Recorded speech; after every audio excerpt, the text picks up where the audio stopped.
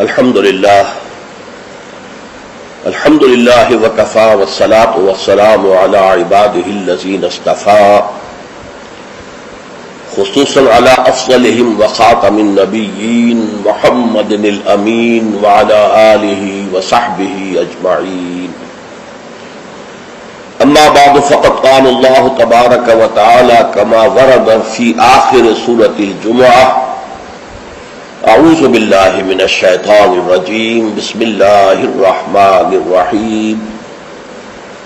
یا ایہا الذین آمنوا اذا نودی للصلاة من یوم الجمعة فاسعوا الى ذکر اللہ وذروا البیع ذالکم خیر لکم ان کنتم تعلمون.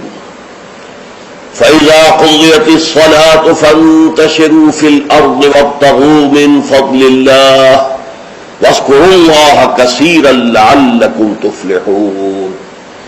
وَإِذَا رَأَوْا تِجَارَةً أَوْ لَهْوًا انفَضُّوا إِلَيْهَا وَتَرَكُوكَ قَائِمًا. قُلْ مَا عِندَ اللَّهِ خَيْرٌ مِّنَ اللَّهْوِ وَمِنَ التِّجَارَةِ وَاللَّهُ خَيْرُ الرَّازِقِينَ. صدق اللہ العظیم. رب اشرح لي صدری ویسر لي امری واحلل عقدۃ من لسانی یفقهوا قولی. اللهم ربنا الہمنا رشدنا واعصمنا من شرور انفسنا. اللهم ارنا الحق حقا وارزقنا اتباعه وارنا الباطل باطلا وارزقنا اجتنابه. آمین یا رب العالمین. سورہ جمعہ کا دوسرا رکوع جو 3 آیات پر مشتمل ہے، آپ نے اکثر و بیشتر اس کی سماعت کی ہوگی. جمعے کی نمازوں میں بھی اس کو پڑھا جاتا ہے، خطبات میں پڑھا جاتا ہے. یہ 3 آیات حکمت و احکام جمعہ کے موضوع پر نہایت جامع آیات ہیں. اہمیت جمعہ، حکم جمعہ، حکمت جمعہ، مقصد جمعہ، ان تمام امور کو ان 3 آیات نے اپنے احاطے میں لے لیا ہے. چونکہ حضور کا سارا طرز عمل جو ہے اور آپ کا اعلی انقلاب جو ہے وہ قرآن مجید ہے، اور آپ کا سارا عمل اس کے گرد گھوم رہا ہے.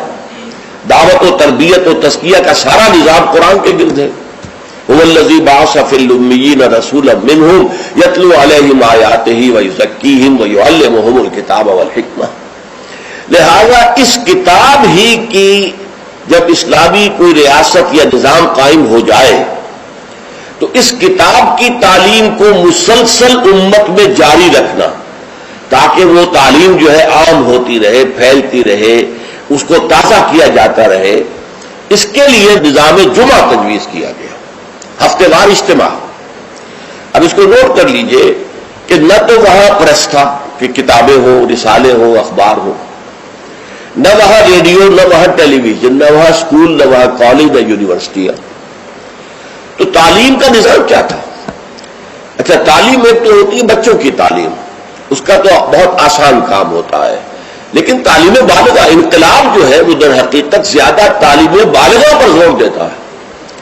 ایک جو بھی انقلابی جو رہنما ہے، لیڈر ہے، وہ سب سے پہلے اپنے زمانے کے ایڈلٹس کو مخاطب کرتا ہے، ان کو تعلیم دیتا ہے، ان کے ذہنوں کا تزکیہ کرتا ہے، ان کے ذہنوں میں اپنا انقلابی فکر بٹھاتا ہے، جاگوزی کرتا ہے.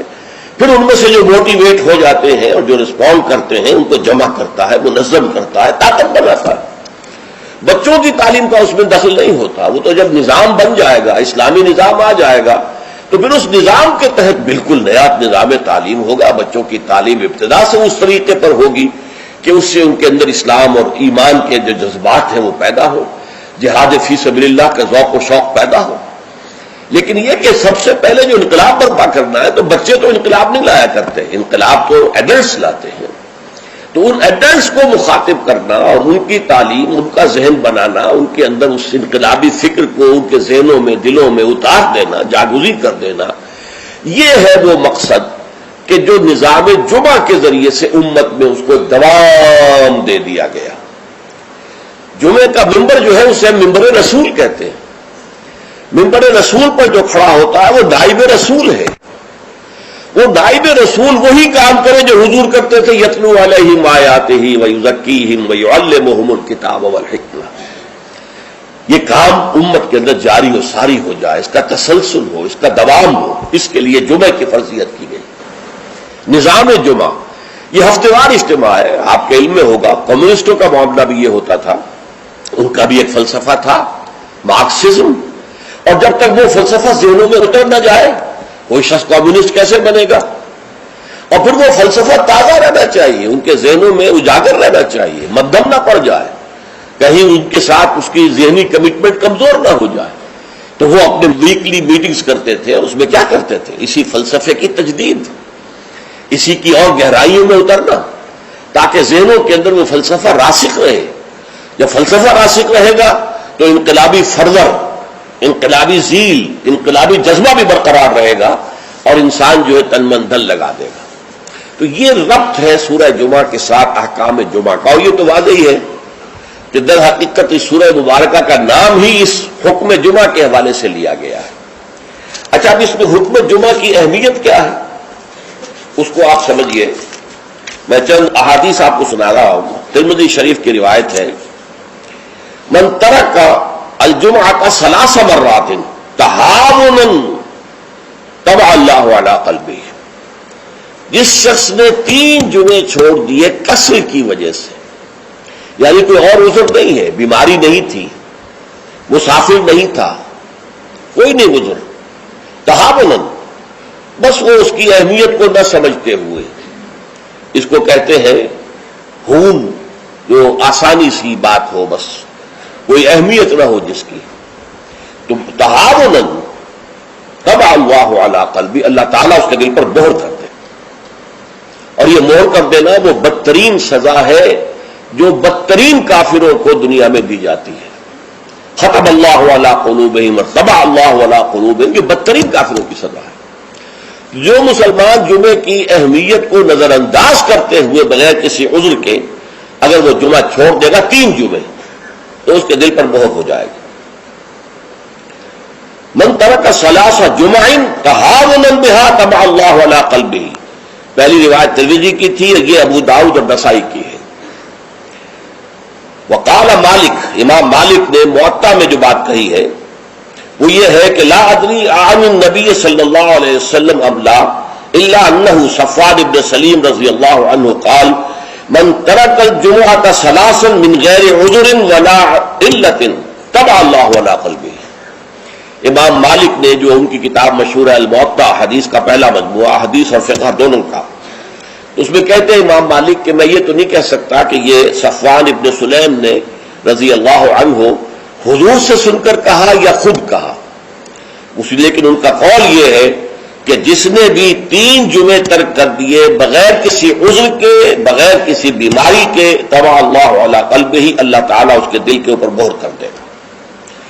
سب سے سخت حدیث یہ صحیح مسلم کی ہے، عبداللہ ابن عمرو بن العاص اور ابو ہریرہ دونوں سے مروی ہے رضی اللہ تعالی عنہما، انہما سمعا النبی صلی اللہ علیہ وسلم. یہاں بالکل یہ مرفوع حدیث ہے کہ ان دونوں نے سنا حضور سے یہ فرماتے ہوئے، لَيَنْتَهِيَنَّ أَقْوَامٌ مِّنْ غَدَرِ الْجُمُعَاتِ أَوْ لَيَخْتِمَنَّ اللَّهُ عَلَىٰ قُلُوبِهِمْ ثُمَّ لَيَكُونُنَّ مِنَ الْغَافِلِينَ.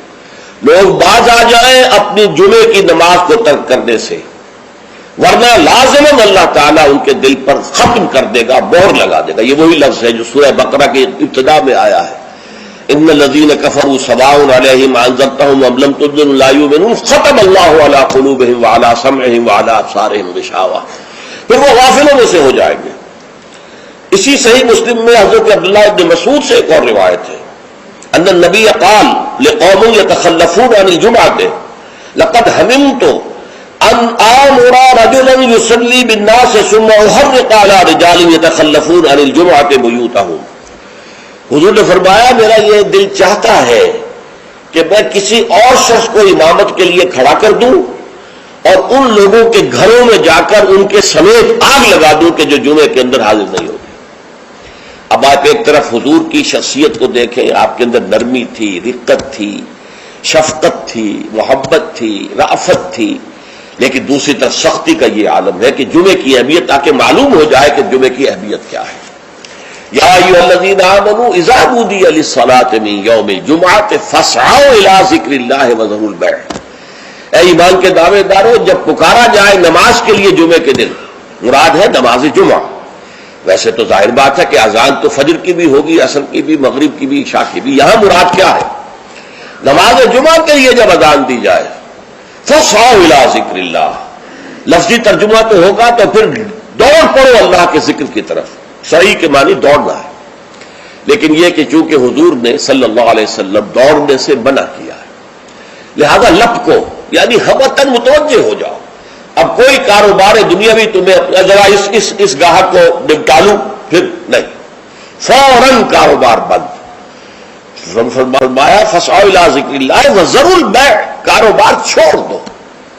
ذالکم خیر لکم ان کنتم تعلمون، یہی تمہارے لیے بہتر ہے اگر تم سمجھو۔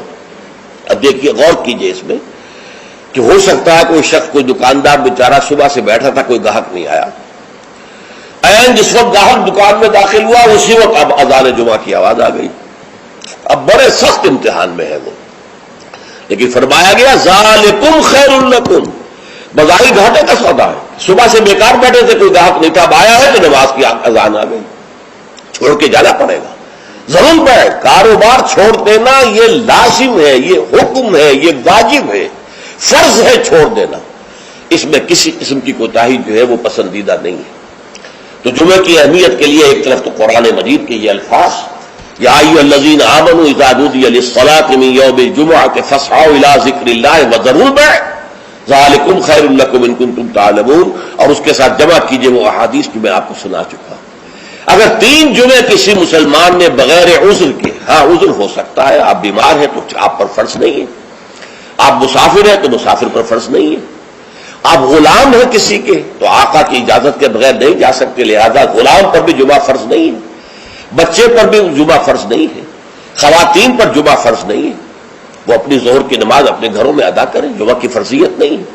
لیکن جس پر جمعہ فرض ہے اور پھر وہ صرف تہاوناً، کسل مندی یا اس کی اہمیت کو نہ سمجھتے ہوئے وہ اگر جمعے مسلسل 3 ترک کر دے گا تو طبع اللہ علی قلوبہم بھی آ گیا، اور ختم اللہ علی لیختمن اللہ علی قلبہ، اللہ تعالیٰ اس کے دل کے اوپر مہر کر دے گا۔ اچھا، اس میں اب جو نوٹ کرنے کی بات ہے وہ یہ ہے، جمعے کو جمعہ بنانے والی شے خطبہ جمعہ ہے، نماز تو ظہر کی نماز کا قائم مقام جمعہ ہے نا، ظہر کے 4 فرض ہیں اور جمعے کے 2 ہیں، تو نماز اصل شے نہیں ہے، اصل شے جو ہے خطبہ جمعہ ہے، جس نے کہ جمعے کو اہمیت دی ہے۔ اسی کے خطبے میں تعلیم ہوتی ہے، تلقین ہوتی ہے، جسے میں نے کہا اصل جو مقصد ہے یہ ہفتے وار اجتماع ہے، اس ہفتے وار اجتماع میں تازہ کرنا ہے اپنے نظریے کو، اپنے خیالات کو، اپنے نظریات کو، اپنے عقائد کو تازہ کرنا ہے، اسے پانی دینا ہے، سینچنا ہے، اور یہ کام در حقیقت خطبے کا ہے۔ ویسے یہ کہ تاریخی اعتبار سے جان لیجئے کہ اسلام جو ہے، شروع سے اسلام ہے، حضرت آدم سے لے کر حضور تک اور آج تک اصل دین جو ہے وہ اسلام ہے، ان الدین عند اللہ الاسلام۔ یہ تو اسلام کے ایڈیشنز ہیں کہ ایک خاص احکام جو حضرت موسیٰ کو دیے گئے تو وہ اس وقت کے لوگوں کے لیے وہ لازم تھے، پھر وہ احکام جو ہے شریعت محمدی کی شکل میں آئے ہیں صلی اللہ علیہ وسلم، تو ہم پر وہ واجب ہے، لازم ہے۔ لیکن یہ کہ یہ نظام جو ہے رہا ہے ان تمام مذاہب میں کہ ہفتے کے ایک دن کو فارغ کیا جائے اللہ کی یاد کے لیے، چنانچہ یہ حکم جمعہ ہی تھا کہ جو دیا گیا تھا امت موسوی کو علی نبی الصلوۃ والسلام، جمعہ کا دن تھا، ہمیشہ سے جمعہ ہی کا دن جو ہے وہ در حقیقت مقدس دن ہے، اور جمعہ ہی کا دن ہے کہ جو ابتدائے آفرینش سے چلا آ رہا ہے اس کام کے لیے۔ لیکن یہودیوں نے اپنی جو بھی شر پسندی تھی ان کے اندر، ان کے مزاج میں جو بغاوت تھی، ان کا جمعے کو چھوڑو جی ہفتہ کرو، تو اللہ تعالیٰ نے بھی پھر ہفتہ ہی ان پر فرض کر دیا۔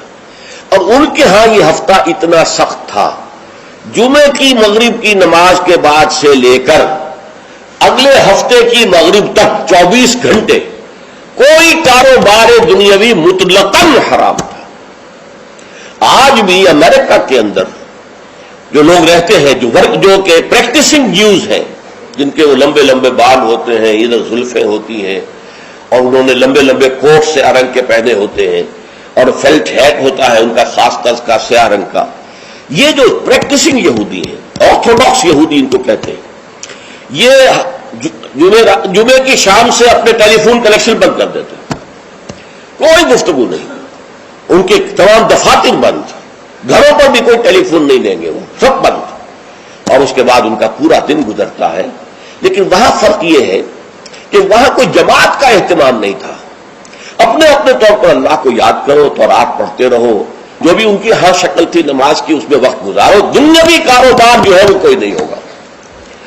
اس کے بعد عیسائیوں کا معاملہ آیا، انہوں نے ایک اور آگے قدم بڑھایا اور ہفتے کو ترک کر کے اپنے آپ کو یہود سے ممیز کرنے کے لیے اتوار قرار دے لیا۔ اتوار کی صبح کو ان کا ایک خاص عبادت کا دن ہے، اور اس میں واقعہ یہ ہے کہ جو بھی کوئی پریکٹسنگ یا کوئی تھوڑا بہت مذہبی مزاج رکھنے والے عیسائی ہیں، وہ اتوار کے روز نہا دھو کر کپڑے بدل کر اچھے انداز میں اپنی فیملیز کے ساتھ بچوں کو ساتھ لے کر وہ چرچ جاتے، وہاں ان کی جو بھی نماز ہے وہ نماز پڑھتے ہیں، ان کا جو بھی پادری ہے وہ خطبہ دیتا ہے، سربند ہوتا ہے، تو یہ ان کے لیے اتوار کا دن تھا۔ اس کے بعد جب یہ دونوں تہذیبیں جمع ہو گئی، یہودی جو ہے انہوں نے گویا کہ غلبہ حاصل کر لیا عیسائیوں پر، تو اب انہوں نے ویکینڈ کر لیا، سیٹرڈے اور سنڈے بوتھ، تاکہ دونوں کے دونوں کور ہو جائیں، یہودیوں کا معاملہ بھی آ گیا، عیسائیوں کا بھی آ گیا۔ حضور صلی اللہ علیہ وسلم کی امت کے لیے دو کام کیے گئے، ایک تو گویا کہ منفی ہوگا، ایک مثبت ہوگا۔ منفی کام یہ کہ پورے دن جمعے کے کاروبار کو حرام نہیں کیا گیا، بلکہ حرام کاروبار ہے صرف اذان جمعہ سے لے کر جمعے کی نماز کے ادا ہو جانے تک، بس اس دوران میں کاروبار دنیاوی مطلقاً حرام، کوئی کاروبار، آپ جائز سے جائز کاروبار کر رہے ہیں، صحیح سے صحیح کاروبار کر رہے ہیں، لیکن وہ بھی حرام ہے اس وقت اگر آپ نے کیا ہے جبکہ جمعے کی اذان ہو چکی ہے اور جبکہ نماز ابھی ادا ہو رہی ہے، اس دوران حرام۔ لیکن باقی دن کے اندر حرمت نہیں رکھی ہے، البتہ میں ابھی آپ کو بتاؤں گا۔ تشویق یہ ہے کہ صبح سے لے کر جمعے تک کا وقت جو ہے یاد الہی میں بسر کیا جائے، تشویق اور ترغیب ہے، اس لیے کہ اگلی آیت میں ہم پڑھیں گے کہ جب جمعہ کی نماز ادا ہو چکے تو تم منتشر ہو سکتے ہو زمین میں اور جاؤ اور اپنے کاروبار میں لگ جاؤ۔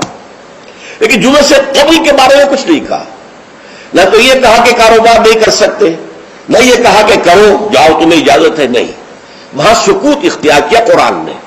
فَإِذَا قُضِيَتِ الصَّلَاةُ فَانتَشِرُوا فِي الْأَرْضِ وَابْتَغُوا مِن فَضْلِ اللَّهِ، جب نماز ادا ہو چکے تو تم زمین میں منتشر ہو سکتے ہو۔ یہاں پر بھی اگرچہ وجوب کا لفظ آیا ہے کہ فَانتَشِرُوا، منتشر ہو جاؤ، لیکن یہاں جو ہے مانا ہے تمام علماء نے کہ یہ وجوب جو ہے یہ کسی شے کی فرضیت کے لیے نہیں ہے کہ لازماً جمعے کے بعد منتشر ہو جانا ضروری ہے، بلکہ استحباب ہے، جا سکتے ہو، اجازت ہے، مباح ہے۔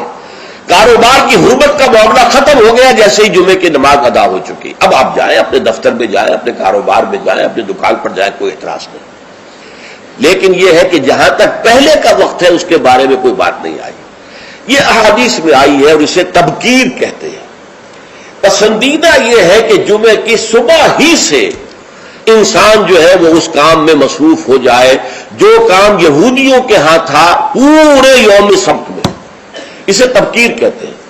ایک حدیث موجود ہے حضور صلی اللہ علیہ وسلم کی تشویق کے ترجمے میں، حضرت مالک لائے ہیں اسے، ان مولا ابی بکر ابن عبد الرحمن ابن ابی صالح سمان عن ابی ہریرہ ان رسول اللہ صلی اللہ علیہ وسلم قال من اغتسل یوم الجمعۃ غسل الجنابت، جس شخص نے جمعے کے روز غسل کیا، وہ جو کہ ناپاکی جنابت کی حالت میں غسل کیا جاتا ہے، کمپلیٹ غسل، اچھی طرح غسل، ثم راح فی الساعۃ الاولی، پھر جو شخص پہلی گھڑی میں پہنچ گیا مسجد میں، فکأنما قرب بدنۃ، تو ایسے ہے کہ جیسے اس نے ایک اونٹ قربان کیا اللہ کی راہ میں، صدقہ دیا۔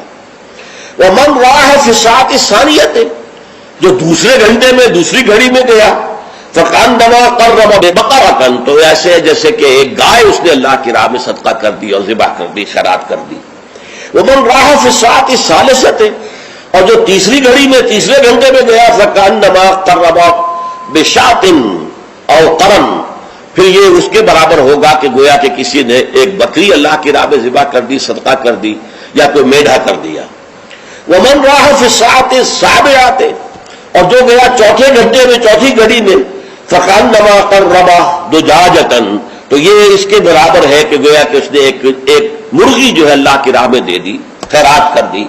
وَمَنْ رَاحَ فِي السَّاعَةِ السَّادِسَةِ، اور جو 5ویں ساعت میں گیا فَكَأَنَّمَا قَرَّبَ بَيْضَةً، تو وہ ایسے ہے گویا کہ اس نے ایک انڈا اللہ کی راہ میں خیرات کر دیا. فَإِذَا خَرَجَ الْإِمَامُ، تو جب امام نکل آئے، حضرت الملائکہ یسمعون الذکر، تو اب فرشتے، ایک اور روایت میں الفاظ آئے ہیں جو فرشتے بیٹھے ہوتے ہیں حاضری درج کرنے کے لیے، فلاں آ گیا، فلاں آ گیا، یہ 4تھی ساتھ میں آیا، یہ 3ری میں آیا، یہ 2ری میں آیا، یہ 5ویں میں آیا. تو فرشتے اپنے وہ رجسٹر بند کر کے، اور وہ خود الذکر، یعنی وہ جو امام خطبہ دیتا وہ الذکر ہے، اس خطبے کی طرف وہ ہمتن متوجہ ہو جاتے ہیں. چنانچہ ایک تو یہ بات جان لیجئے کہ اس کے بارے میں امام الہند حضرت شاہ ولی اللہ دہلوی رحمۃ اللہ علیہ کی رائے ہے کہ اس سے مراد یہ نہیں ہے کہ فجر کی نماز کے بعد، طلوع آفتاب کے بعد پہلا گھنٹہ، پھر اس کے بعد دوسرا، پھر اس کا تیسرا، پھر اس کا چوتھا، 5واں، بلکہ یہ زوال کے بعد سے خفیف ساعات ہے. یعنی زوال سے وقت شروع ہوا، سورج جو ہے وہ نصف النہار سے ذرا ڈھلکا لدنو کی شمس، تو اس کے ساتھ ہی جمعے کا وقت شروع ہو گیا. تو اس وقت سے پہلی ساعت، دوسری ساعت، گویا کہ یہاں ساعت سے مراد گھنٹہ نہیں ہے بلکہ کوئی اور لطیف قسم کا پیمانہ وقت کا ہے. یہ شاہ ولی اللہ کی رائے ہے جو انہوں نے اپنی مصفہ میں بھی اور مصوہ میں بھی، شاہ ولی اللہ کے نزدیک بڑی اہم کتاب جو ہے حدیث کی وہ موطا ہے. انہوں نے اس کی ایک شرح فارسی میں لکھی ہے اور ایک شرح عربی میں لکھی ہے. ان دونوں میں انہوں نے یہ رائے ظاہر کی، لیکن بہت سے علماء کی رائے ہے کہ نہیں، جو ہمارا ساعات کا نظام ہے اسی پر اس کو شمار کیا جائے گا. لیکن اس پر بھی اجماع ہے کہ جو اس کے بعد بھی آتا ہے جمعہ تو اس کا بھی ہو جائے گا، جمعے کی فضیلت سے اسے کوئی حصہ نہیں ملے گا، جمعے کی برکات سے اسے کوئی حصہ نہیں ملے گا، جمعے کا جو خاص مقام اور مرتبہ ہے اس کی حیثیت سے وہ محروم رہے گا. لیکن جہاں تک فرضیت جمعہ ہے وہ اس فرضیت جمعہ جو ہے وہ اس کی طرف سے ادا ہو جائے گا. لیکن یہ منظر میں نے اپنی آنکھوں سے دیکھا ہے اپنے بچپن میں، اور وہ یہ سرسا ایک جگہ تھی، وہ تحصیل تھی ضلع حصار کی، وہاں میری بسم اللہ ہوئی، پھر وہ نورانی قاعدے سے ہماری تعلیم شروع ہوئی. تو جس مسجد میں یہ سارا کام ہو رہا تھا بڑے مرکزی مقام پر وہ مسجد تھی. کبھی کبھی اب بھی مجھے خواب میں وہ مسجد آتی ہے، اور اس مسجد میں جمعے کے دن میری اپنی جو مشاہدے کی بات ہے کہ یوں سمجھیے اشراق کے بعد سے لوگوں کی آمد شروع ہو جاتی تھی، اور دیہات سے لوگ آیا کرتے تھے. وہاں ایک خاص قوم تھی، غالباً وہ ارائی تھے، اس رائی علاقے کے ارائیوں کو وہ پچادے کہتے تھے، جیسے کہ راجپوتوں کو رانگڑ کہا جاتا ہے. لیکن یہ کہ وہ لوگ آتے تھے اونٹوں پر سوار ہو کر، آس پاس صحرا کا علاقہ تھا، سفید کپڑے، سفید کرتے، سفید ان کے تہبند اور سفید ان کے صافے، اونٹوں کے اوپر سوار چلے آ رہے چلے آ رہے چلے آ رہے. اس لیے کہ دیہات میں جمعہ نہیں ہوتا، اور اس وقت اس پر سختی کے ساتھ عمل ہوتا تھا کہ اصل میں جمعہ جو ہے وہ شہر میں ہے. تو وہ آتے تھے اور مسجد جو ہے وہ بس صبح ہی سے بھر جاتی تھی. کہیں ایک جگہ کوئی شخص کھڑا واز کہہ رہا ہے، کچھ لوگ اس کے گرد جمع ہے، کہیں کوئی شخص بیٹھے ہوئے قرآن خود ہی پڑھ رہا ہے، کوئی نوافل پڑھ رہا ہے. یہ نقشہ میں نے اپنی آنکھ سے دیکھا ہے، بچپن کا یہ نقشہ. اب وہ معاملہ ختم ہو گیا، بالکل ختم ہو گیا. اب تو بھاگ دوڑ کر کے جو ہے وہ لوگ جمعے میں پہنچتے ہوئی اس وقت ہے جبکہ وہ عربی کا خطبہ شروع ہونے والا ہو. اس لیے کہ عام طور پر تقریروں کے اندر کوئی خاص مواد ہوتا نہیں ہے، یا فرقے واریت کی تبلیغ ہو رہی ہوتی ہے، یا سیاسی مسائل کے اوپر دھواں دار تقریریں ہوتی ہیں. لوگوں کو ان سے دلچسپی نہیں. تو فرض ادا کرنے کے لیے بس وہ جب خطبے کی اذان کا وقت ہوتا ہے تو اس وقت وہ پہنچ جاتے ہیں، نماز ادا ہوئی اور روانہ ہو گئے. اللہ اللہ خیر صلی اللہ. میں سب سے پہلے آداب جمعہ اس کے عنوان سے عرض کر رہا ہوں کہ جمعے کے روز غسل واجب ہے تقریباً علی کل محتلم. یہ حضور کے الفاظ یہ ہیں، غسل الجمعہ کے واجب علی کل محتلم. جو بھی بالغ ہو چکا ہے مرد، عورت پر تو ظاہر بات ہے کہ جمعہ فرض ہے ہی نہیں، جیسا کہ میں عرض کر چکا ہوں، اس کے لیے جمعے کا غسل واجب ہے. اور اندازہ یہ ہوتا ہے، میں یقین سے تو نہیں کہہ سکتا، کہ جیسے ہی جمعے کے لیے روانگی ہو اس وقت غسل کیا جائے. پھر حضور نے یہ بھی فرمایا ہے کہ اچھے کپڑے پہن کر جاؤ، دھلے ہوئے کپڑے پہن کر جاؤ. آپ نے فرمایا کہ کیا تم میں سے کسی شخص کے لیے یہ ممکن نہیں ہے کہ اپنے جو محنت کے کپڑے ہوتے ہیں، محنت یعنی جب کہ مشقت کرتا ہے، ایک لوہار بیٹھا ہوا ہے اور وہ بھٹی کے سامنے بیٹھ کر کام کر رہا ہے، پسینے آئیں گے اسے، کپڑوں میں بدبو ہو جائے گی پسینے کی، پھر اس کے اوپر سیاہ داغ پڑے ہوں گے، میلے ہوں گے. تو یہ اس کا لباس ہے محنت کا. یا کوئی کاریگر ہے مکان کی تعمیر میں لگا ہوا ہے، ظاہر بات ہے جب وہ یہ کام کر رہا ہے گارے کے دھبے ہوں گے، کچھ اور ہوگا. تو حضور نے فرمایا کیا ممکن نہیں ہے تم میں سے کسی کے لیے کہ ایک علیحدہ سے جوڑا جمعے کے لیے رکھ لو، وہ جمعے ہی کے صرف استعمال کیا کرو، جو تمہارے محنت کے کپڑے نہ ہوں کہ جن میں تم محنت اور مشقت کرتے ہو، بلکہ وہ علیحدہ سے ایک جوڑا ہو، اس کو فراہم کر کے رکھ لو. پھر یہ بھی فرمایا گیا کہ تیل لگاؤ، بالوں کے اندر تیل لگاؤ، دہن. اور یہ بھی فرمایا گیا کہ کوئی خوشبو ہے تو خوشبو لگاؤ. وہ سب کس لیے کہ جو ماحول ہو جمعے کا وہ معطر ماحول ہو، ایسا نہ ہو کہ پسینوں کی بدبوؤں کی وجہ سے طبیعت ملغز ہو رہی ہو لوگوں کی، نہیں، بلکہ یہ کہ بڑا خوشگوار ماحول ہو، خوشبو ہو اس کے اندر، اور یہ کہ کپڑے اچھے پہن کر لوگ بیٹھے ہوئے ہوں. بلکہ اسے کہا گیا الجمعۃ عید المسلمین، یہ ہفتہ روزہ عید ہے. در حقیقت یہ مسلمانوں کو عید کی طرح اسے جو ہے وہ منانا چاہیے، سیلیبریٹ کرنا چاہیے. جیسے عید کو آپ کپڑے جو ہے غسل کرتے ہیں، صبح کپڑے بدلتے ہیں، خوشبو لگاتے ہیں، پھر جاتے ہیں مسجد کو، عیدگاہ کو، ایسے ہی معاملہ ہونا چاہیے جمعے کا. یہ عید المسلمین ہے، یہ گویا کہ ہفتے وار عید ہے مسلمانوں کی. پھر اسی میں ایک آداب میں سے یہ ہے کہ جب تم مسجد میں جاؤ تو لوگوں کو پھلانگتے ہوئے اگلی صفوں میں نہ جاؤ، بلکہ عام جو ہے ہدایت ہے وہ یہ ہے کہ بھئی پہلے اپنی صف اگلی لوگ پوری کر لے، پھر دوسری میں بیٹھے، پھر تیسری میں بیٹھے، تاکہ لوگوں کو ضرورت ہی محسوس نہ ہو. تو وہ دیکھتے ہیں کہ اگلی صف میں جگہ خالی ہے تو پھر وہ لوگوں کو پھلانگتے ہوئے جاتے ہیں. لیکن بہر صورت پھلانگتے ہوئے یا لوگوں کو علیحدہ کر کے پھر اپنے لیے جگہ بنانا، یہ جو ہے اس سے منع کیا گیا ہے.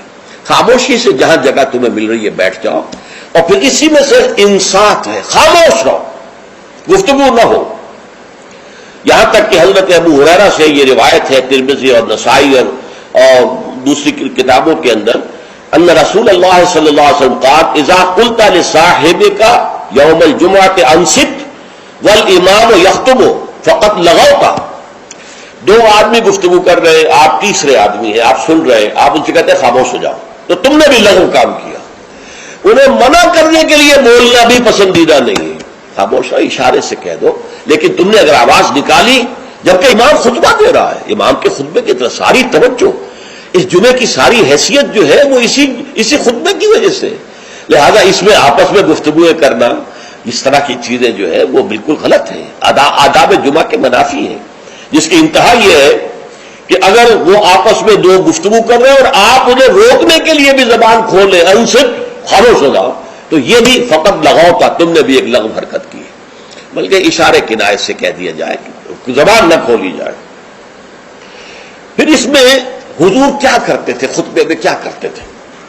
یہ روایت جو ہے مسلم شریف کی ہے، عن جابر بن سمرہ رضی اللہ تعالی عنہ فرماتے ہیں کانت للنبی خطبتان، حضور کے دو خطبے ہوتے تھے، یجلس بینہما، ان دونوں کے درمیان آپ ذرا تھوڑی دیر کے لیے بیٹھتے تھے، جیسے کہ آپ کو معلوم ہے تمام امام جو ہے وہ یہی کرتے ہیں آج. یقرأ القرآن اور یذکر الناس، اور جمعے میں کرتے کیا تھے؟ قرآن پڑھتے تھے اور لوگوں کو نصیحت کرتے تھے، یاد دہانی کرتے تھے. اب اس میں ایک بات تو سامنے آ گئی، دو خطبے ہوتے تھے، حالانکہ ہمیں معلوم ہے، تیقن کے ساتھ معلوم ہے، حضور لمبے خطبے کبھی نہیں دیتے تھے، لمبی تقریر کبھی نہیں کرتے تھے. آپ کی تقریر بالکل مختصر ہوتی تھی. یوں سمجھیے کہ جو ما قل و کفا خیر مما کثر و الہا، کم ہے لیکن وہ کفایت کر جائے. تو بڑی لمبی چوڑی تقریریں جو ہے اس کی اب اس میں فائدہ کیا تھا؟ عربی زبان قرآن کی، عربی زبان حضور کی، عربی زبان آپ کے سامعین کی. لہذا اب بات صرف یہ رہ گئی کہ از دل خیزت بر دل ریزت، دل سے نکلے دل پر اتر جائے. ہمارا مسئلہ مختلف ہے، ہم عربی نہیں جانتے، خطبہ عربی میں ہے. اب خطبہ تو سمجھ میں لوگوں کے کچھ آتا ہی نہیں، خطبہ کے ذریعے تو جو مقصد خطبہ ہے وہ حاصل نہیں ہوتا. لہذا وہ تقریر کرتے ہیں، پہلے واعظ کرتے ہیں، اس میں بھی آپ پہلے کچھ قرآن پڑھیں گے تو ترجمہ کریں گے، وضاحت کریں گے، تب ان لوگوں کی سمجھ آئے گا. لیکن حضور کا معاملہ کیا تھا؟ وہ یہ کہ کان للنبی صلی اللہ علیہ وسلم خطبتان یجلس بینہما. اچھا، اس سے میں یہ سمجھتا ہوں، واللہ عالم، میرا گمان ہے کہ اس سے در حقیقت اشارہ اس طرف ہے کہ یہ خطبہ در حقیقت 2 رکعتوں کے قائم مقام ہے. ظہر کی رکعتیں 4 اور جمعے کی رہ گئی 2 رکعتوں کے قائم مقام 2 خطبے. ورنہ نہ تو حضور معاذ اللہ اتنے کمزور تھے کہ چند منٹ کھڑے ہونے کے بعد آپ کو استراحت کی اور بیٹھنے کی اور آرام کرنے کی جو ہے ضرورت ہوتی، نہ آپ کے خطبے اتنے طویل ہی ہوتے تھے. لہذا یہ گویا کہ علامتی ہے، اس بات کے لیے ایک علامتی اہمیت رکھنے والی بات ہے کہ یہ دو خطبے در حقیقت 2 رکعت نماز کے قائم مقام.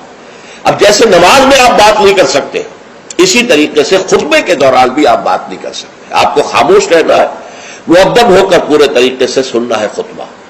اس کے بعد فرمایا یقرأ القرآن ویذکر الناس، وہ قرآن پڑھتے تھے خطبے میں بھی. اب دیکھیے پڑھنے کا انداز کا فرق ہوتا ہے. ایک شخص قرآن پڑھ رہا ہے، ایک دوسرا شخص قرآن پڑھ رہا ہے، اس کی گہرائیوں میں اتر کر پڑھ رہا ہے.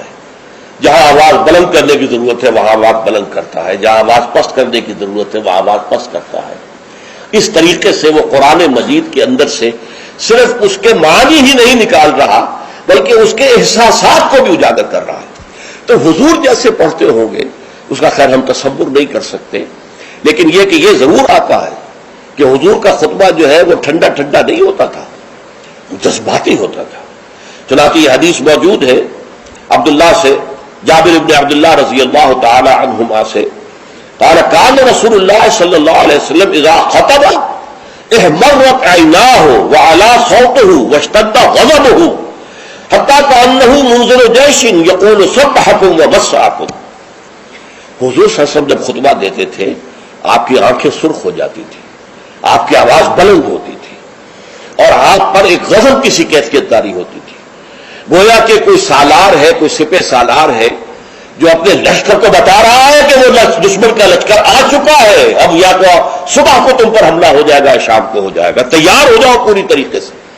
تو جیسے کوئی کسی فوج کا سردار جو ہے سپہ سالار اپنے جو سپاہی ہیں ان کو آمادہ کرتا ہے جنگ کے لیے اور انہیں خبردار کرتا ہے کہ دشمن کا لشکر سر پر آ چکا ہے، سبحکم اور مسعکم، وہ صبح کو آیا یا شام کو آیا کہ آیا.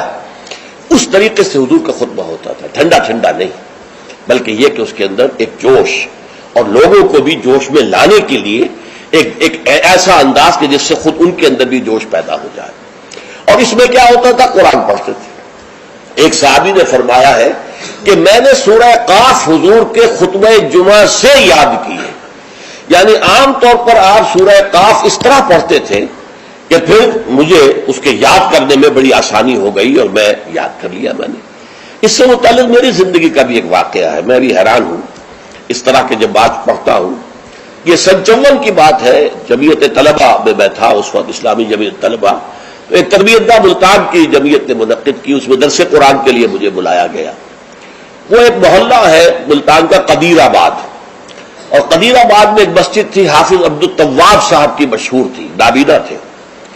فجر کی نماز ایک روز میں نے اس مسجد میں پڑھی اور اس کے امام نے یا خود حافظ عبدالتواب تھے یا کوئی اور صاحب تھے واللہ اعلم مجھے نہیں معلوم، فجر میں سورہ قاف پڑھی. اس قدر عمدگی سے پڑھی، اتنی خوشالحانی سے پڑھی، اس طرح اس کو پڑھتے ہوئے مجھے اپنے اندر جو ہے محسوس ہوا کہ کوئی چیز جو ہے جنبش میں ہے. رقص جاز برہم زلد افلاق را، تو یہ تو انسان کی روح کا ایک رقص ہے کہ جو ہوتا ہے قرآن کے ساتھ.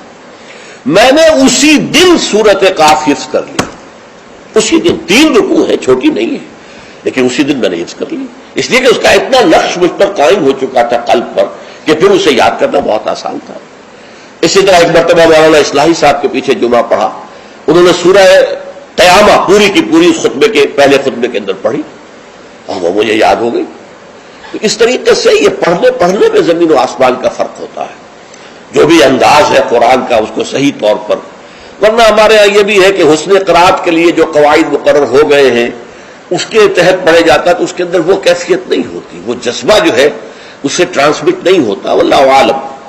بہرحال حضور کا خطبہ جو ہوتا تھا اس میں آپ جب قرآن پڑھتے ہوں گے اس انداز سے تو اس سے جو قلوب کے اوپر گہرا اثر پڑتا تھا تو وہی ہے اصل میں کہ جو مقصود ہے، یذکر الناس، یاد دہانی کرانا. دیکھیے یہی وجہ ہے کس قدر گہرا ربط ہے. جمعے کی 2 رکعتوں میں سے ایک میں سورۃ الاعلی سبح اسم ربک الاعلی، دوسری میں پھر هل اتاک حدیث الغاشیہ سورہ غاشیہ. کیوں؟ اس لیے کہ دونوں میں تذکیر کا حکم ہے. تذکیر فذکر ان نفعت الذکری سیذکر من یخشی ویتجنبها الاشقی. اے نبی آپ تذکیر کرتے رہیے، آپ تذکیر کرتے رہیے، اور وہ تذکیر جو ہے وہ مفید ہو جائے گی ان لوگوں کے لیے جن کے اندر کچھ بھی رمق ہے ایمان کی. اس تذکیر سے ان کا ایمان تازہ ہو جائے گا اور ان کے اندر جو ہے وہ ایمانی جذبات و کیفیات جو ہے وہ اثر نو پوری بہار پر آ جائے. اسی طریقے سے فذکر سورہ غاشیہ میں فرمایا فذکر انما انت مذکر لست علیہم بمسیطر. اے نبی آپ یاد دہانی کرائیے، اور آپ جو ہے ان کے اوپر کوئی ٹھیکیدار تو نہیں ہے، کوئی ان کے اوپر آپ کوئی ذمہ دار نہیں بنا دیے گئے، کوئی داروغہ نہیں بنا دیے گئے کہ لازماً آپ انہیں ہدایت پر لے آئے، لیکن یاد دہانی کرائیے. شاید ان کے دل کے اندر سوئی ہوئی روح جو ہے وہ بیدار ہو جائے اور وہ روح جو ہے وہ رقص میں آ جائے قرآن مجید کو سن کر. تو یہ تذکیر کا حکم دونوں میں ہے، اور وہی دو صورتیں ہیں جو حضور پڑھتے تھے. کبھی تو پڑھتے تھے فجر میں، یہ فجر میں عام طور پر سورہ سجدہ پہلی رکعت میں اور سورۃ الدہر دوسری رکعت میں، لیکن نماز جمعہ میں عام طور پر سورۃ الاعلیٰ اور سورۃ الغاشیہ. تو کیا آپ کرتے تھے؟ یذکر الناس، لوگوں کو یاد دہانی کرتے تھے. تو یہ ہے جمعے کے آداب کے ضمن میں، اور جمعے کا جو مقصد ہے جو معلوم ہوا حضور صلی اللہ علیہ وسلم کے آپ کے عمل مبارک سے کہ یہ تذکیر ہے. تذکیر کسے کہتے ہیں؟ یاد دہانی. آپ کو اپنا مقصد زندگی دوبارہ یاد ہو جائے، تازہ ہو جائے. ہمارے لیے مقصود اللہ کی رضا ہے، دنیا کی کوئی شے مقصود نہیں ہے، مطلوب نہیں ہے. دنیا بس ضرورت کی شے ہے، برتنے کی شے ہے. زندگی اور جان کا رشتہ قائم رکھنے کے لیے جو ضروری ہے وہ ہمیں حاصل کرنا ہے، لیکن یہ کہ اس سے زیادہ نہیں. مطلوب لا مطلوب الا اللہ، لا مقصود الا اللہ، لا محبوب الا اللہ. مطلوب و مقصود و محبوب حقیقی اللہ کے سوا کوئی. پھر یہ کہ ہمارا فرض ہے اللہ کے لیے جہاد کرنا، جانے دینا، اپنا مال خرچ کرنا، اس کی صلاحیت جو ہے پیدا کرنا اپنے اندر، یہ ہمارے اوپر فرض ہے، لازم ہے. یہ دونوں چیزیں تازہ ہوتی رہیں. اگر کہیں کوئی گردہ غبار آ گیا ہے ماحول کے اثرات سے، یہ دھندلا سا گیا ہے اگر آئینہ دل، تو اسے پھر صاف اور شفاف کر دیجئے جمعے کے خطبے کے ذریعے سے. تو یہ گویا کہ وہ اسلامی انقلابی جماعت جس کو حزب اللہ کہا گیا قرآن مجید میں، تو یہ حزب اللہ کا ہفتے وار اجتماع ہے. اس ہفتے وار اجتماع میں حزب اللہ اپنے بنیادی فکر کو تازہ کرتی اور اس کے ضمن میں مزید تعلیم اور تربیت کا جو نظام ہے حضور کا، اس کا ایک تسلسل ہے کہ جو جاری رہتا ہے. اچھا، اب یہاں فرمایا فَإِذَا قُضِيَتِ الصَّلَاةُ فَانتَشِرُوا فِي الْأَرْضِ. اب اس سے بھی ایک لطیفہ ہے میری زندگی کا بڑا عجیب. میں جب بلڈمری میں تھا، شاہیوال جو کہلاتا ہے، تو وہاں ہمارے محلے ہی میں رہتے تھے ایک صاحب جو بڑے کٹر پرویزی تھے. اور پرویز صاحب کا موقف یہ ہے کہ صلاۃ کے معنی ہے معاشرہ قائم کرو، اسلامی معاشرہ. یہ نماز کو انہوں نے خام خواہ صلاۃ کہہ دیا ہے. اچھا، وہ آدمی تھے بہت نیک، وہ سول انجینئر تھے، اور وہ جو کمیٹی ہوتی ہے جو میونسپل کمیٹی، تو وہ میونسپل انجینئر تھے اور بہت نیک تھے، اور شہرا تھا ان کا کہ وہ بہت ہی یعنی رشوت وغیرہ سے بالکل بری ہے. تو میرے دل میں بھی ان کی عزت تھی، لیکن یہ کہ بہرحال اختلاف تھا کہ وہ پرویزی تھے. ایک دفعہ گفتگو ہو رہی تھی تو انہوں نے بڑے چیلنجنگ انداز میں مجھ سے کہا، اچھا مجھے کوئی ایک آیت قرآن کی بتا دو کہ جس میں صلاۃ کا ترجمہ معاشرہ نہ کیا جا سکے. پہلے تو میں مرعوب سا ہو گیا کہ جس قدر تیقن کے ساتھ انہوں نے بات کی ہے، شاید واقعی قرآن میں ایسی کوئی آیت نہ ہو کہ جس کا ترجمہ جو ہے، جہاں پر ترجمہ صلاۃ کا جو ہے وہ معاشرہ نہ کیا جا سکے. لیکن بجلی سے کون دی اللہ کی طرف سے میرے دماغ میں، اور یہ آیت سامنے آ گئی فَإِذَا قُضِيَتِ الصَّلَاةُ فَانتَشِرُوا فِي الْأَرْضِ. اب یہاں معاشرہ مانی لیں گے تو معاشرے کو تلپٹ کر کے ختم کر کے پھر منتشر ہو جاؤ، فساد پیدا کرو، یہ اس کے معنی ہے. مجھے آج تک یاد ہے، میں نے کہا یہاں تو نماز، یہ فَإِذَا قُضِيَتِ الصَّلَاةُ، جب پوری ہو چکے نماز یا پورا ہو چکے صلاۃ، یا تو کوئی عمل جو ہے وہ ہو سکتا ہے کہ جو ختم ہو جائے. معاشرہ مراد لیں گے تو مطلب معاشرے کو ختم کر دو، تلپٹ کر دو، کیوس کر دو. کوئی جواب نہیں تھا ان کے پاس. میں نے کہا شریف آدمی تھے، یہ نہیں کہ خام خواہ کو الجھے، بالکل خاموش ہو گئے. تو یہ ہے فَإِذَا قُضِيَتِ الصَّلَاةُ، جب نماز ادا ہو جائے فَانتَشِرُوا فِي الْأَرْضِ، تو زمین میں منتشر ہو سکتے ہو، لازم نہیں ہے. بہت سے نیک مسلمانوں کو میں نے دیکھا ہے جمعے کے بعد سے عصر تک بیٹھے رہتے ہیں مسجد کے اندر اللہ کی یاد میں. تو یہ نہیں ہے کہ حکم ہے وہ حکم کی خلاف ورزی کرنا، نہیں. ہاں جا سکتے ہو، اگر جاؤ، تمہارا کاروبار ہے، تمہاری دکان ہے، کوئی تمہارا دفتر ہے، اس میں جانا ہے جاؤ. فانتشروا فی الارض وابتغوا من فضل اللہ، اللہ کا فضل تلاش کرو. اب یہاں یہ بہت اہم مقام ہے کہ مراد ہے رزق، لیکن رزق کو اللہ کا فضل قرار دیا جا رہا ہے. اس کو سمجھ لیجئے، یہ اسلام کا جو معاشی فلسفہ ہے، اس کے جو فلسفیانہ اصول ہیں، ان میں سے ایک اصول یہ ہے کہ چاہے محنت تم نے کی ہے، کھیت میں ہل تم نے چلایا ہے، بیج تم نے ڈالا ہے، اس کو سینچا تم نے ہے، پھر فصل جو ہے اس کی حفاظت تم نے کی ہے، پھر فصل کاٹی ہے، پھر تم دانے گھر لائے ہو، پھر ان کو پیسا ہے، پھر ان کی روٹی پکائی ہے، یہ سب کچھ تم نے کیا، لیکن اسے اللہ کا فضل سمجھو، اپنا کسب نہ سمجھو. کسب جو ہے وہ نیکی اور بدی کے لیے ہے. انسان نیکی کما رہا ہے، یہ اس کی کمائی ہے، بدی کما رہا ہے، یہ اس کی کمائی ہے. جہاں تک رزق کا تعلق ہے، یہ اللہ کا فضل ہے. اور فضل اسے کہتے ہیں جو بلا استحقاق دیا جائے، جس کا تقاضا نہ کیا جا سکے. جس کی مثال سادہ سی میں دیا کرتا ہوں کہ آپ نے کسی مزدور کو رکھا ہے، 8 گھنٹے اس نے کام کرنا ہے، آپ نے فرض کیجئے 100 روپے مقرر کیے ہیں اس کی مزدوری. دن بھر آپ نے دیکھا کہ ایک مزدور بڑی محنت سے کام کرتا، دل لگا کے کام کیا اس نے، چاہے کوئی دیکھ رہا ہو چاہے نہ دیکھ رہا ہو. ایک تو ہوتے ہیں کوئی دیکھ رہا ہے تو کام میں لگ گئے، کوئی نہیں دیکھ رہا ہے تو بیٹھ گئے. نہیں، اس نے بڑی جی لگا کے کام کیا ہے. تو شام کو آپ اسے 100 روپے بھی دیتے ہیں، 10 روپے اور دیتے ہیں. یہ 10 روپے فضل ہے، یہ وہ ڈیمانڈ نہیں کر سکتا. ڈیمانڈ تو 100 کر سکتا تھا، 100 طے ہوئے تھے، لیکن آپ نے اپنی طرف سے بغیر اس کے کسی قانونی استحقاق کے 10 روپے اسے دے دیے، یہ فضل ہے. اسی طریقے سے رزق جو بھی انسان کو ملتا ہے وہ فضل ہے اللہ کا، اسے اپنا کسب نہ سمجھو. جب تم سمجھو گے یہ اللہ کا فضل ہے تو پھر دیکھو گے اللہ اس کو کس طور سے خرچ کرنا چاہتا ہے، کروانا چاہتا ہے مجھ سے، کس کس کے حقوق اللہ نے اس میں رکھے. تو فابتغوا من فضل اللہ واذکروا اللہ کثیرا، لیکن اس میں بھی اللہ کو کثرت کے ساتھ یاد کرو. یہ نہ ہو کہ مسجد میں تو اللہ کا ذکر ہوا، باہر نکل گئے تو بھول گئے، نہیں، بلکہ یہ کہ جو کام کر رہے ہو اس میں کام میں تمہارے ہاتھ مصروف ہو اور دل تمہارا جو ہے وہ اللہ کے ساتھ لگا ہوا ہو. جسے آپ کہتے ہیں پنجابی میں ہتھ کارول دل یارول. یہ ہے ذکر کثیر. اور ذکر کثیر کا سب سے بڑا ذریعہ کیا ہے کہ جو مصنون دعائیں ہیں حضور صلی اللہ علیہ وسلم سے، رات کو سونے لگے ہیں تو دعا ہے، صبح اٹھے ہیں تو دعا ہے، بیت الخلاء میں داخل ہو رہے ہیں تو دعا ہے، باہر نکلے ہیں تو دعا ہے. ظاہر بات ہے کوئی ایکسٹرا ٹائم تو آپ کا نہیں لگ رہا، وہ کام کر رہے ہیں آپ، لیکن ہر کام پہ کرتے. شیشہ دیکھا ہے، آئینہ دعا ہے، کپڑے بدلے ہیں دعا ہے، گھر سے نکلے ہیں مسجد کے لیے دعا ہے، مسجد میں داخل ہوئے تو دعا ہے، مسجد کے اندر تو ذکر ہے ہی ہے سارا، باہر نکلے ہیں تو دعا ہے، بازار میں داخل ہو رہے ہیں تو دعا ہے، بازار سے واپس آ رہے ہیں تو دعا، ہر کام کے لیے دعا ہے. یہ دعا جو ہے یہ ذکر کثیر کا سب سے بڑا طریقہ ہے، ذریعہ ہے. اور اس کے اندر دوہری ہے بات کہ ایک تو آپ کا اللہ سے تعلق قائم ہو گیا کہ آپ نے دعا اللہ سے کی ہے، ایک آپ کا تعلق حضور کے ساتھ قائم ہو گیا کہ آپ نے الفاظ وہ استعمال کیے جو حضور کے الفاظ ہیں. تو گویا کہ دو نسبتیں تازہ ہو گئیں جب بھی آپ نے ایک مسنون دعا پڑھی ہے. تو دعا ادعیاء مسنونہ جو ہے در حقیقت وہ دوام ذکر کا سب سے بڑا ذریعہ ہے. اس کے لیے علیحدہ سے وقت نکال کر کوئی آسن بنا کر اور کوئی ضربے لگا کر اس کی ضرورت نہیں، بلکہ ہر کام کرتے ہوئے تو زندگی کے ہر کام کے ساتھ دعا ہے. اور وہ دعا ہے مسنون جو حضور سے ثابت ہے. لہذا دو نسبتیں جو ہے جس کو آپ کہتے ہیں ایک تیر میں 2 شکار، اللہ سے دعا ہو گئی، اللہ سے تعلق قائم ہو گیا، اور الفاظ آپ نے وہ استعمال کیے جو محمد الرسول اللہ سے منقول ہے صلی اللہ علیہ وسلم، آپ کا تعلق حضور کے ساتھ قائم ہو گیا. واذکروا اللہ کثیرا لعلکم تفلحون، تاکہ تم فلاح پاؤ. اب جو تیسری اور آخری آیت ہے وہ ایک خاص واقعے سے متعلق ہے.